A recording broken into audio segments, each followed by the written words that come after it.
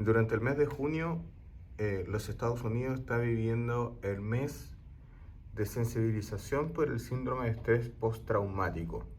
Bien, Estados Unidos lo tiene incorporado porque en su biografía, la verdad, en su historiografía, muchos de sus ciudadanos viven este síndrome que por mucho tiempo fue invisibilizado, cosa que la verdad es que en este lado del mundo todavía ocurre. Pensar que un país tiene mayor sensibilización sobre el síndrome de estrés postraumático no debe considerarse como que ese país tiene muchos casos, sino que debe considerarse como que ese país reconoce a sus casos.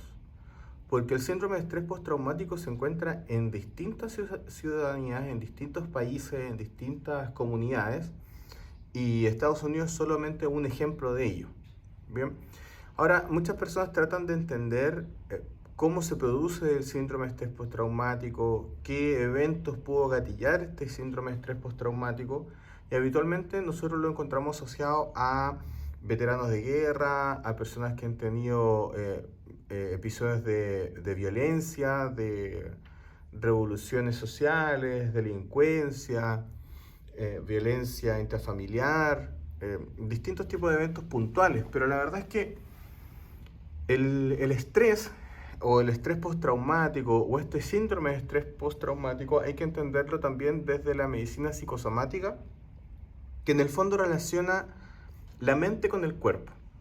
¿Y cómo es posible que un evento mental, un evento psicológico, genere efectos físicos o fisiológicos? Y esto va más allá del mutismo, la ceguera, la pérdida de algunos de los sentidos por el síndrome de estrés postraumático, sino que ya el mismo desorden por control de estrés genera algunos eventos patológicos en las personas. Entonces, antes de profundizar en lo que es el síndrome de estrés postraumático, entendamos un poco cómo el estrés genera enfermedades. Y eso nos lleva a hablar de la conducta. Bien, la conducta es algo que nos caracteriza, bien, tiene que ver con cómo nos relacionamos, tiene que ver con cómo nosotros enfrentamos la realidad, y la conducta debe comprenderse como un determinante de salud. Bien, o sea, la conducta puede determinar si una persona va a estar sana o enferma, o sea, si el individuo es una persona que está en estado de sanidad o en estado de enfermedad. Y cuando nosotros decimos que una persona está enferma por una condición mental o digamos por mucha presión o mucha tensión, nosotros generalmente asociamos el concepto de el estrés. ¿Ven? Entonces aquí aparece esta palabrita que es el estrés, que viene a dar el origen de este síndrome de estrés postraumático. ¿Ven? Entonces, la conducta determina si yo voy a ser sano o enfermo respecto a cómo respondo al estrés.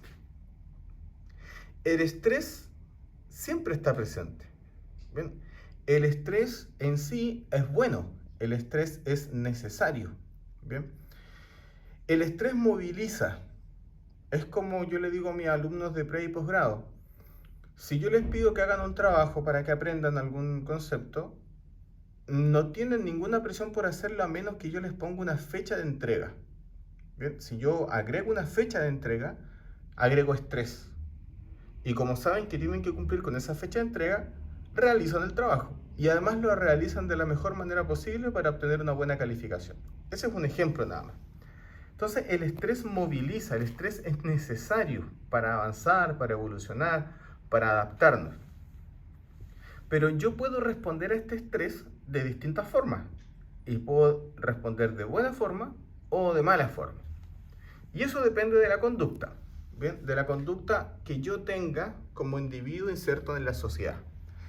Entonces la conducta se tiene que entender tanto en su aspecto cognitivo, en su aspecto afectivo, en la expresión externa que tengamos y cómo esto nos lleva a la comunicación interpersonal o en sociedad. Cuando nos referimos al aspecto cognitivo de la conducta, se hace mención a lo que nosotros entendemos, bien, lo que nosotros aprendimos de lo que nos toca vivir y cómo lo entendemos. Por ejemplo, si yo tengo una sensación incómoda física, por ejemplo un dolor articular, si yo no sé lo que es la causa de ese dolor articular, yo puede que en la incertidumbre crea que esté enfermo, que tenga un cáncer de hueso, que tenga una artrosis, que tenga una artritis, ¿bien? Pero a lo mejor ese dolor articular se debe simplemente a un ejercicio excesivo. Entonces, cuando yo puedo distinguir síntomas de enfermedades, tengo una percepción de salud distinta. Así también, cuando yo consumo alguna sustancia, alguna droga, por ejemplo, pero yo no acepto que esa droga es mala para mi salud, lo que yo entiendo es que no estoy enfermo. ¿Bien? No acepto esa condición como enfermedad. Entonces el aspecto cognitivo dice relación con lo que yo entiendo de salud y enfermedad y de síntomas, factores de riesgo y la propia enfermedad. La conducta desde el punto de vista afectivo se refiere a cómo yo me siento incorporado a la sociedad, cuál es mi nivel de inclusión o qué tan cohesionado siento que está mi entorno y que me permite sentirme acompañado cuando tengo alguna sensación, alguna emoción. Bien, entonces el punto de vista afectivo, cuando yo siento que hay muchas personas como yo, probablemente sienta que mi mal es normal o que puede ser tratado. Bien, si por otro lado siento que nadie está como yo, lo más probable es que tenga vergüenza o no quiera aceptar cierta condición. También, por ejemplo, si mi círculo normaliza algo que está mal, también yo voy a restarle importancia a esta condición que tengo. Entonces, la afectividad, desde el punto de vista de la conducta, también influye en mi percepción de salud o enfermedad. La expresión quiere decir que yo de alguna manera me muestro ante la sociedad de determinada forma, ¿cierto?, respecto a una condición. La expresión quiere decir que yo puede que esté mal, que yo me sienta mal, pero al resto le digo que estoy bien. ¿Bien? Al resto le digo que no tengo ningún problema y me muestro como una persona sana, sólida, sin inconveniente. También puedo ir al otro extremo. Puede que yo tienda a sentirme muy mal constantemente y que por alguna razón necesite la atención de los demás y me expreso externamente de manera que pareciera estar más enfermo de lo que en realidad estoy.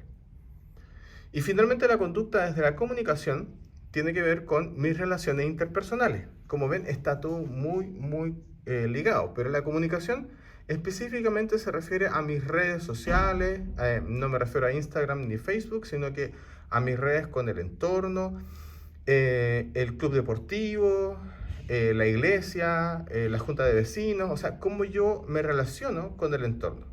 Entonces la conducta se ve influida por mi propio aspecto cognitivo, afectivo, mi expresión externa y mi comunicación interpersonal. Estos factores se ven también determinados por otros elementos, como por ejemplo el entorno, la biografía y las propias redes. El entorno tiene que ver con las condiciones en las cuales yo vivo. Si vivo en cierto nivel socioeconómico, si vivo en una comunidad con ciertas costumbres, ¿ya? Van a, en cierto modo, modular mi expresión. ¿Bien? Así también la biografía. Si yo durante toda mi vida he visto que hay cosas que ocurren, ¿bien?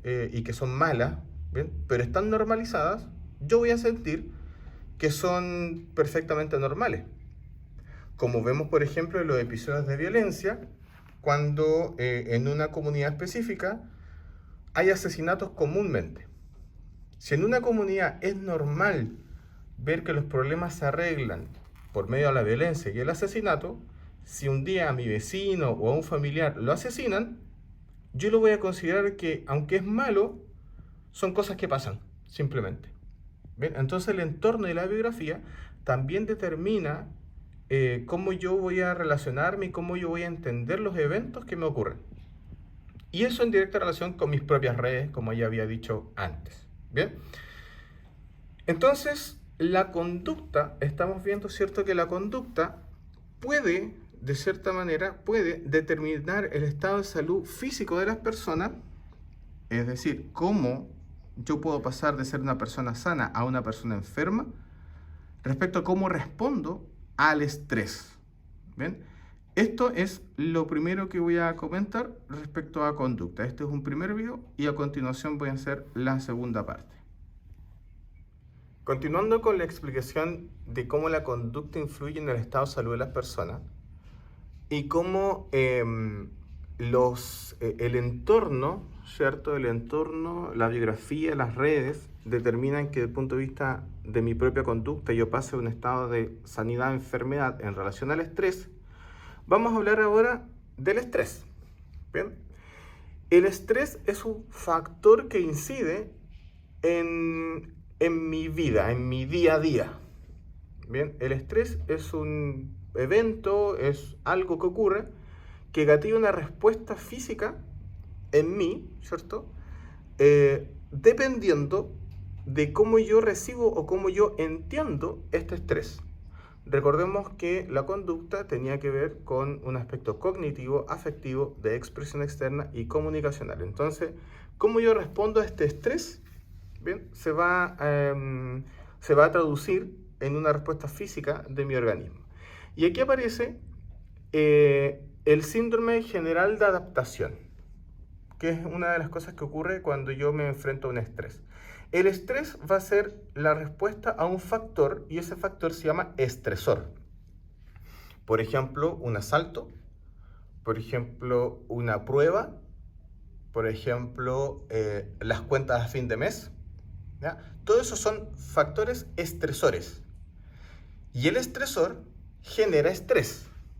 Entonces yo tengo una respuesta, ¿cierto?, a estos estresores que se traduce en un movimiento físico, fisiológico de mi organismo.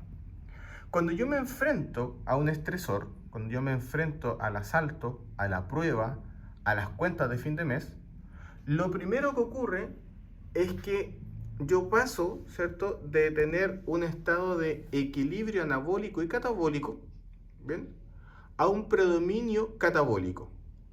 Ya, el equilibrio anabólico-catabólico tiene que ver con cómo mi organismo construye y gasta, ¿ya?, o fabrica y gasta energía.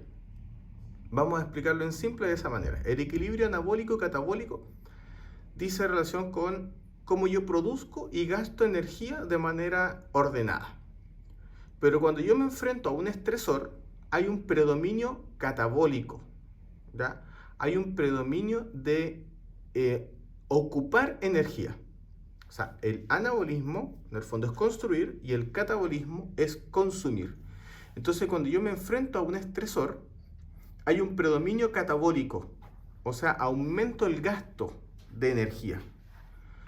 Eso explica por qué cuando yo estoy asustado, ¿cierto?, mi cuerpo se prepara para la lucha o para huir, ¿bien?, para escapar, para correr, para pelear o para correr. Y es porque mi organismo está dispuesto a gastar mucha energía, ¿bien? Y eso se llama predominio catabólico. Y en algún momento ese gasto de energía hace que se termine, ¿cierto?, las hormonas y todo el flujo sanguíneo especial, y eso se llama desgaste catabólico. Entonces, cuando yo me enfrento a un estresor, paso de estar en un equilibrio anabólico y catabólico a una etapa de predominio catabólico, donde gasto mucha energía, hasta que se gasta completamente todos estos elementos que me permiten luchar o huir, y ahí paso a la etapa de desgaste catabólico. ¿Qué es lo que ocurre cuando ya no estoy en el estresor? ¿Ven? Eso explica por qué después de un evento, ¿cierto?, de estrés, yo me canso, o me da sueño, o me dan ganas de dormir, o vuelvo a tener apetito, o voy al baño. ¿Bien? Porque cuando yo estoy bajo un estresor, no pienso en comer, no pienso en ir al baño y no pienso en dormir. Eso ocurre en la etapa de predominio catabólico, porque tengo que gastar energía. Cuando ya gasté todo eso, ya vuelvo, ¿cierto?, a mi estado en el cual me da hambre, me da sueño o me dan ganas de ir al baño. Bien, eso es la adaptación o el síndrome general de adaptación, ¿ya? Entonces, como ven, esto obedece a una respuesta física. O sea, de alguna manera mi cuerpo responde a este estresor que desde el punto de vista de mi conducta yo recibí como algo que me moviliza. Y eso es la respuesta fisiológica. ¿Ya? O sea, fisiológicamente mi organismo se adapta.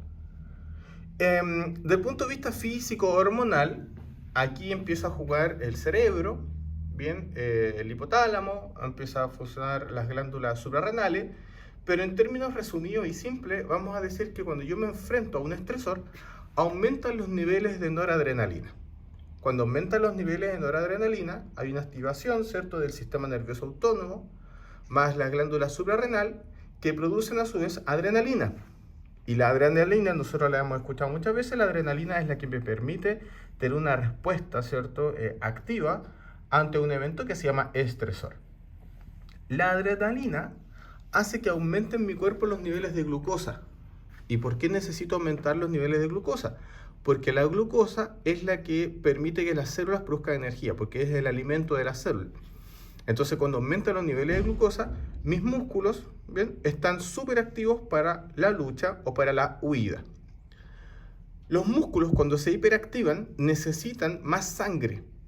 ¿Bien? Entonces, cuando un músculo va a estar preparado para la lucha o la huida, necesita que el flujo sanguíneo se redirija. Entonces se va a los músculos y se va a todos los órganos del cuerpo que tienen que estar atentos a la lucha. Y como necesito redistribuir mi flujo sanguíneo, mi respuesta cardíaca también aumenta. Porque necesito bombear más sangre, porque necesito controlar mejor mi presión sanguínea para que la sangre llegue a las partes del cuerpo que lo necesitan. Entonces, este estresor va a generar que mi sistema finalmente produzca mayor cantidad de adrenalina para tener más glucosa y más sangre en las partes del cuerpo necesarias para defenderme ante este estresor. Eso es una respuesta normal, fisiológica. Eso ocurre todos los días que nosotros nos enfrentamos a algún estresor. Eso es lo que ocurre en la etapa de predominio catabólico, pero que tiene que detenerse cuando ya no estoy en el estresor, que es en el fondo la etapa de desgaste catabólico, cuando yo vuelvo a mi estado de normalidad. Cuando todo esto funciona de manera armoniosa y coordinada, el estrés se llama eustrés, o sea, un estrés normal. Pero cuando yo respondo de mala manera al estresor, yo paso a tener un distrés, o sea, un estrés malo, un estrés que no funciona como debe funcionar. Todo lo que es dis es algo que no funciona bien, como la dislipidemia, por ejemplo, ¿ya?, o una disfunción. Entonces, el distrés es lo contrario al eustrés. El eustrés es el estrés normal y el distrés es el estrés anormal o con mala respuesta, porque conductualmente yo no estoy respondiendo bien a este estresor. Entonces, cuando el distrés se hace permanente, ocurren algunos eventos, ¿ya? Como dijimos, ¿cierto? Cuando yo estoy estresado porque estoy sometido a una presión, de alguna manera mi organismo, ¿cierto?, genera más adrenalina que reordena la liberación de glucosa, la distribución sanguínea, la respuesta cardíaca. Entonces, físicamente yo estoy cambiando. Y en el corto plazo, eso produce aumentos de presión arterial, aumenta la tolerancia a la glucosa, aumenta la hipermotilidad gastrointestinal y aumenta la inmunosupresión. O sea, todos estos factores ocurren en el corto plazo cuando yo me enfrento al estrés. Cuando no lo regulo, cuando tengo una mala respuesta al estrés, a largo plazo finalmente este aumento de presión arterial va a generar hipertensión arterial. El aumento de la tolerancia a la glucosa va a generar diabetes mellitus. La hipermotilidad gastrointestinal puede generar úlceras gastroduodenales o este famoso síndrome de intestino irritable, y la inmunosupresión me hace más propenso a infecciones. Entonces, esta respuesta constante a un estresor y mal regulado genera que la respuesta normal fisiológica se convierta en una cronicidad. Bien, así nos enfermamos por culpa de los estresores, pero en realidad no es culpa del estresor mismo, sino que de mi propia respuesta a este estresor. Es decir, cuando yo tengo distrés. Cuando yo soy una persona propensa al distrés, cuando yo tengo cierta vulnerabilidad. Cuando por un evento biográfico, por mis redes de apoyo, por una condición psiquiátrica, por lo que sea, yo soy más vulnerable o soy más perceptivo a este agobio del estresor. El autoestima influye mucho también. Si yo me encuentro o no me encuentro capaz de enfrentar estos estresores, que dice relación con la percepción de control y el afrontamiento. La percepción de control, de nuevo hablando de conducta, tiene que ver con todas esas veces en que yo digo, no pasa nada, estoy bien, ¿ya? No necesito ayuda, pero en realidad estoy enfermo. Y el enfrentamiento es cuando yo sé que estoy estresado y no tengo idea cómo lo voy a resolver. Es como cuando uno dice, me ahogo en un vaso de agua. Entonces las personas, todos nosotros, por medio de nuestra conducta, vamos a enfrentar los estresores del estrés, ¿cierto? Vamos a enfrentarlo de cierta manera que va a generar efectos en el corto y largo plazo de distrés que va a depender de la vulnerabilidad, el autoestima, la percepción de control y el afrontamiento. Todo eso puede fortalecerse y puede resolverse a través de buenas redes de apoyo. ¿Y cuáles son las buenas redes de apoyo? Todo aquel que esté dispuesto a escucharnos y acompañarnos cuando nos sentamos mal por culpa de un factor que nosotros podemos considerar inmenso y que otros nos pueden decir que tienen solución que nosotros no estamos viendo. En atención entonces al síndrome de estrés postraumático, hemos explicado hoy día un poco cómo funciona la conducta, el estrés y la enfermedad.